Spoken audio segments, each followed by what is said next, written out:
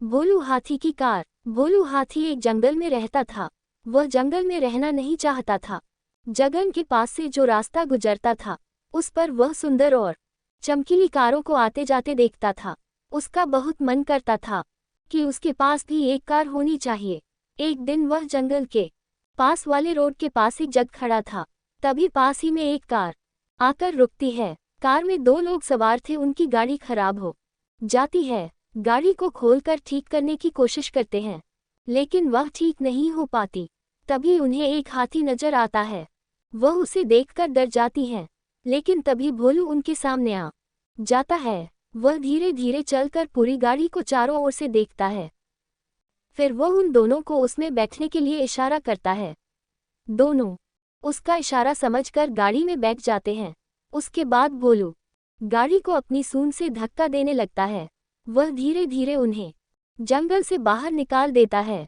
पास ही में गाड़ी ठीक करने की गैराज थी। दोनों उतरकर हाथी से कहते हैं, आपने हमारी बहुत मदद की, हम आपके लिए क्या कर सकते हैं? क्या आपके लिए केले ला दें? ये सुनकर भोलू गाड़ी के चारों ओर घूमने लगता है और गाड़ी पर बार बार सूंड मारने लगता है।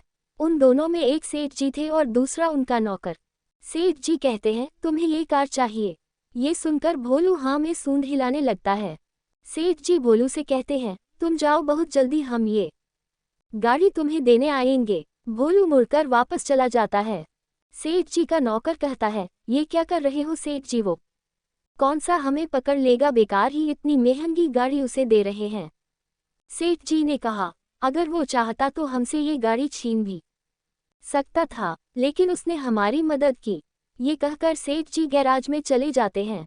वहां के इंजीनियर को कुछ समझाते हैं। इसी तरह कई दिन बीत जाते हैं।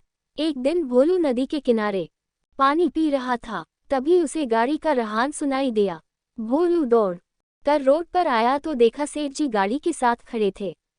उन्होंने गाड़ी को लंबा करा दिया था, बड़ा सा गेट लगवा दिया था, जिससे भोलू उसमें चढ़ सके। आगे दो बड़े बड़े डिब्बे जैसे रबर के बटन लगा दिए। पैर से आगे पीछे करने से गाड़ी चलने लगती थी।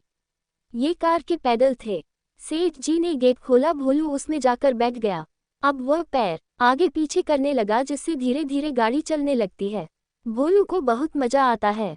वह गाड़ी को रोककर उससे नीचे उतरकर जमीन पर बैठकर सेठ जी के पैरों को सूंड से छूता है, जैसे सेठ जी को धन्यवाद दे रहा हो। सेठ जी उसे बहुत प्यार करते हैं। फिर वे कुछ दूर खड़ी अपनी गाड़ी में बैठकर चले जाते हैं।